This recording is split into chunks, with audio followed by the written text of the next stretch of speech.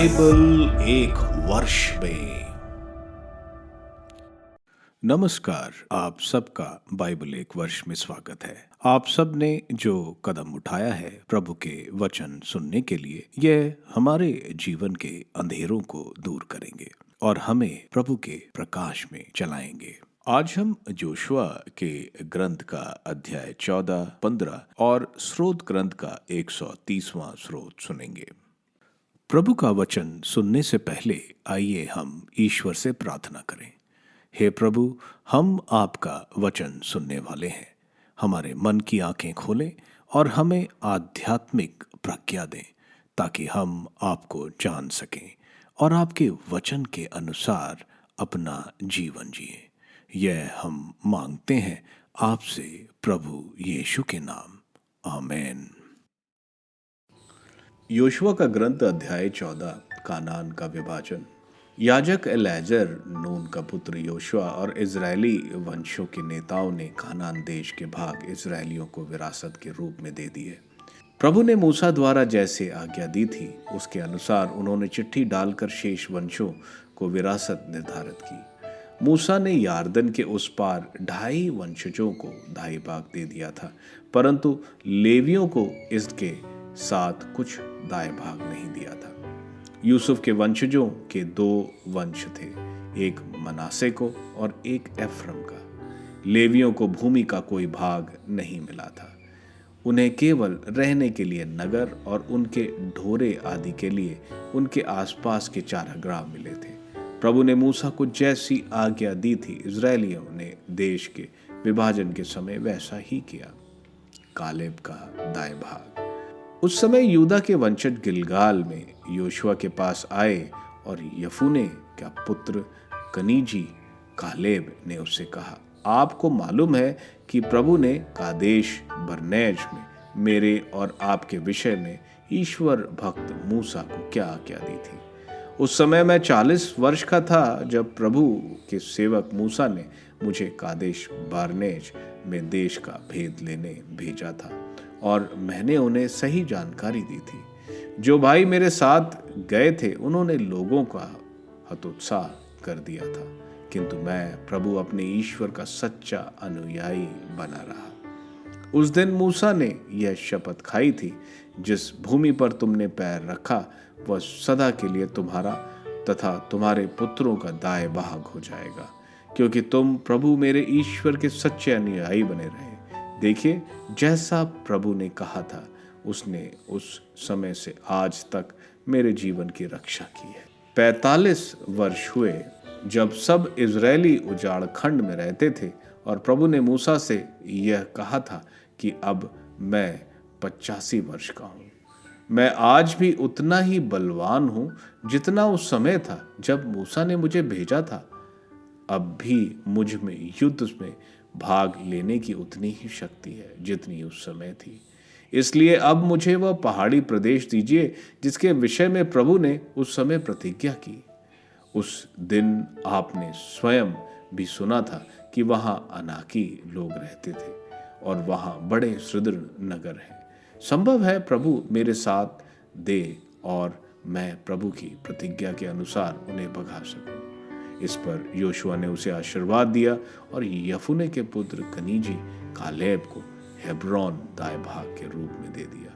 इसलिए हेब्रोन आज तक यफूने के पुत्र कनाजी कालेब का दाएं भाग है, क्योंकि वह प्रभु इजरायलियों के ईश्वर का सच्चा अनुयायी था। पहले हेब्रोन का नाम अरबा नगर था। यह अरबा अनाकियों में सबसे महान पुरुष था। इसके बाद युद्ध समाप्त हुआ और देश को शांति मिली। योशुआ का ग्रंथ अध्याय 15, यूदा वंश का दाएं भाग। यूदा वंशियों के विभिन्न कुलों को जो भाग मिला उसका विस्तार दक्षिण की ओर एदोम की सीमा तक सिन के उजाड़ खंड तक था। उसकी दक्षिणी सीमा लवण सागर की दक्षिणी खाड़ी से आरंभ होकर अबिग्रेम की घाटी के दक्षिण से होकर सिन तक पहुंचती थी। फिर वह कादेश बरने के दक्षिण से हेस्रोन के पास से निकलती हुई आहार तक आ जाती थी और करका की ओर मुड़ती हुई अस्मोन तक जाकर मिस्री नाले से मिलकर समुद्र तक पहुंचती थी।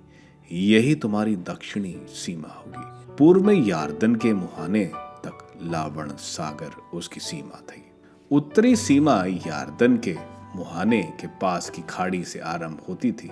वहां से यह सीमा बेत होगला तक बेत अराबा के उत्तर से होती हुई रूबन के पुत्र बोहान की शिला तक जाती थी। वहां से यह आकोर की घाटी से दबीर की ओर जाकर गिलगाल की दिशा में उत्तर की ओर मुड़ती थी, जो नदी के दक्षिण में अदुमीम की घाटी के सामने। वहां से यह सीमा एन शुमेश की जलाशय से होकर एन रोगेल तक पहुंचती थी। फिर यह सीमा बेन हिनोम घाटी के पास से होकर यबूसियों के दक्षिणीय पर्वत की ढाल अर्थात यरूशलेम से होती हुई उस पर्वत के शिखर तक पहुंचती थी, जो हिन्न घाटी के सामने पश्चिम में रफाइम की घाटी के उत्तरी किनारे पर स्थित है।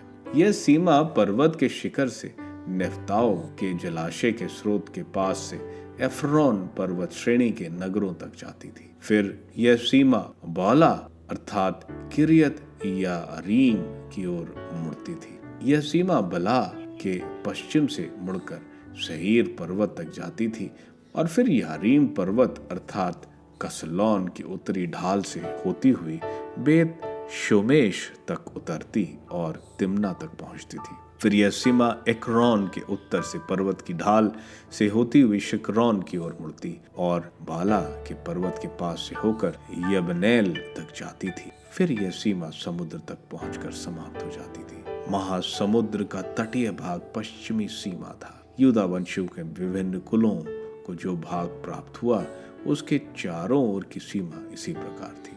कालेब का हेब्रोन पर अधिकार। प्रभु से प्राप्त आदेश के अनुसार योशुआ ने यफुने के पुत्र कालेब को यूदा का एक भाग अर्थात अनाक के पिता अरबा का नगर हेब्रोन दे दिया। वहां से कालेब ने अनाक के वंशजों को अर्थात अनाक के तीनों पुत्रों शेष, अहिमान और तलमय को भगा दिया। वहां से उसने दाबीर के निवासियों पर आक्रमण किया। दाबीर पहले किरियात सफेर कहलाता था। कालेब ने कहा, जो किरियात सफेर को पराजित कर अधिकार में लेगा, मैं उसके साथ अपनी पुत्री अक्सा का विवाह कर दूंगा। कालेब के भाई केनेज के पुत्र ओतनिएल ने उसे अधिकार में लिया, इसलिए कालेब ने अपनी पुत्री अक्सा का विवाह उसके साथ कर दिया। ओतनेल ने किसी दिन में उसके पास आकर अपने पिता से एक खेत मांगने का आग्रह किया। जैसे ही वह अपने गधे पर से उतरी, कालेब ने उससे पूछा, तुम्हें क्या चाहिए? उसने उसे उत्तर दिया, मेरा एक विशेष उपकार कीजिए। आपने मुझे नागेब में एक खेत दीजिए, तो मुझे झरने भी दीजिए। इस पर कालेब ने उसे उत्तरी और निचले झरने दे दिए। यूदा कुल के नगरों की नामावली। यूदा वंश के विभिन्न कुलों की दाएं भाग ये है। नगेब में एदोम की सीमा की यूदा वंशी के दक्षिणी नगर ये थे: कबसेल, एदेर, यागूर, कीना, दिमोना, अदअदा, कदेश, हसोर, यतनान, जीव, टेलोम, बालोत, हसोर, हदत, किरियोत हेसरोन अर्थात हसोर, आमान, शमा, मालोदा, हसर गदा, हेश मोन, बेत पेलेट, हसूर शुवाल, बेर शबा, जित्स्या, बाला, एफ्रोम, एसेस, एल्तोलत, कसील, होरमा, सिकलग, मदलमा, सनसना, लबोत, शिलहीम, आईन, रिमोन, कुल 29 नगर और 7 के गांव भी। पश्चिमी निचले प्रदेश में एश्ताओल, सोरा, अशाना, जनुआ, एन हगनीम, तुपुआ, एनाम, युमरत, अदुलाम, सोको, अजेका, शराइम, उदिताइम और गदेरा, गदरताइम, कुल 14 नगर और 7 के गांव भी। सनान, हदेशा, मिलदाद, गाद, दिलआन, मिस्पे, योक्तेल, लाकीश, बुस्कत, एगलोन, काबोन, लहमास, कितलिश, गेतरोत, बेत दागोन, नामा और मक्ते, कुल 16 नगर और 7 के गांव भी। लिब्ना, एतेर, आशान, यफ्तार, अशना, नासीब, कैला, अकजीब और मरेशा, कुल 900 नगर और 7 के गांव। एक्रोन और उसके 7 के नगर और गांव भी। एक्रोन से समुद्र तक के सारे नगर जो अशदोद के पार्श्व में है, और 7 के गांव भी। अशदोद और उसके नगर और गांव, गाजा और मिस्र के नाले तक उसके नगर और गांव, और महासमुद्र तक का तट के प्रांत भी। पहाड़ी प्रदेश में शामीर, यत्री, सोको, दाना, किरियत साना अर्थात दाबीर, अनाब, एश्तमो, अनीम, गोशन, हलोन और गिलो, कुल 11 नगर और 7 के गांव भी। अराब, दूमा, एश, आन, यानूम, बेत तबुआ, अफेका, हबलुटा, किरियत अरबा अर्थात हेब्रोन और सियोर, कुल 100 नगर और 7 के गांव में। माओन, कारमेल, जीफ, यटा, यजेल, यकोदाम, जानुआ, किरीम, गिबा और तिम्ना, कुल 10 नगर और आसपास के गांव भी। हलहुल, बेतसूर, गादोर, मरात, बेत, अनौत और एलकौन, कुल 6 नगर और 7 के गांव भी। किरियत बाल अर्थात किरियत यारीम और रब्बा, कुल 2 नगर और उसके गांव भी। उजाड़खंड में बेत अराबा, मिदीन, साका, यिबशान, इस्लेल और एल गैदी, कुछ कुल 6 नगर और आसपास के गांव। लेकिन यूदा के वंशज यरूशलेम में रहने वाले यबूसियों को भगा नहीं पाए, इसलिए यबूसी लोग आज तक यूदा के वंशजों के साथ यरूशलेम में रहते आ रहे हैं। स्रोत ग्रंथ, स्रोत 130, पश्चाताप। तीर्थ यात्रा का एक गीत। प्रभु, गहरे गर्त में से मैं तेरी दुहाई देता हूँ। प्रभु, मेरी पुकार सुन, मेरी विनती पर ध्यान दे। प्रभु, यदि तू हमारे अपराधों को याद रखेगा तो कौन टिका रहेगा। तू पापों को क्षमा करता है, इसलिए लोग तुझ पर श्रद्धा रखते हैं।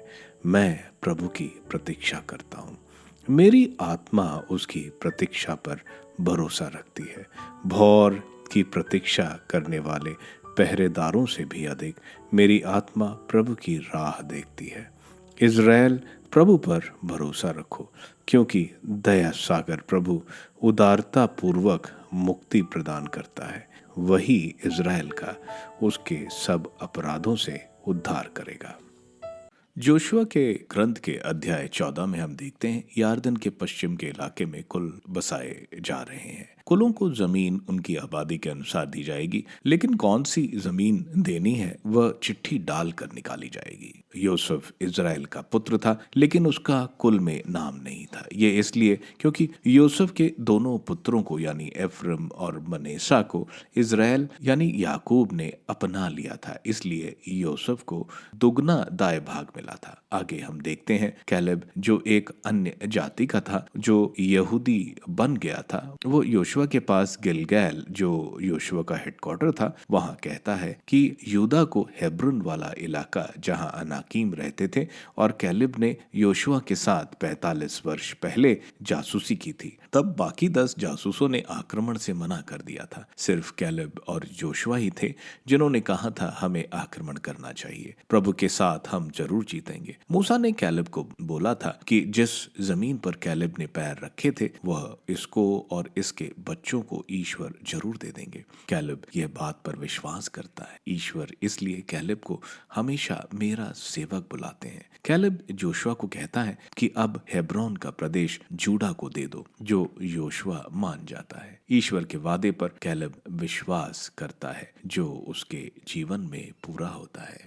जोशुआ के ग्रंथ के अध्याय 15 में हम देखते हैं जूडा के कुलों को जो भाग मिलता है उसको हम देखते हैं। जूडा को सबसे पहले बताया जा रहा है, ना कि रूबन को, जो अपने पहलौठे होने का अधिकार खो देता है। यूदा एक शक्तिशाली कुल था जो लड़ाई में सबसे पहले मार्च करता था। हमें यहाँ यूदा की सीमा बताया जा रहा है। आगे हम कैलेब के बारे में भी बताया जा रहा है, जो 85 वर्ष का था। लेकिन उसने इस उम्र में भी 3 अनाक को वहां से भगाया। कैलेब ने अपनी पुत्री एक्शाश की शादी उथनेल से कराई जब उथनेल ने किरियात शेफेर पर जीत हासिल की। यूदा के पूरे 123 शहर थे, लेकिन यूदा का कुल यरूशलेम पर कब्जा नहीं कर पाया। स्रोत 130 एक विलाप का स्रोत है। इसमें स्रोतकार प्रभु को दुहाई दे रहा है और प्रभु से अपने पापों की माफी मांग रहा है। उसको पूरा विश्वास है कि प्रभु अपने लोगों को बचाएंगे।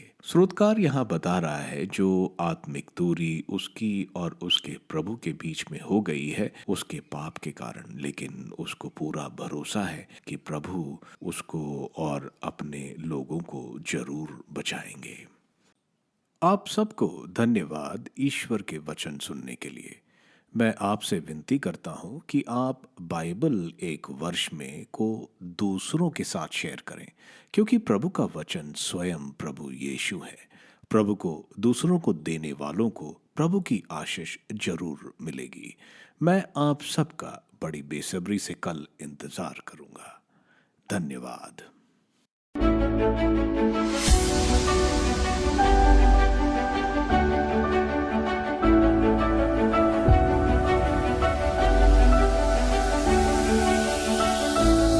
बाइबल एक वर्ष में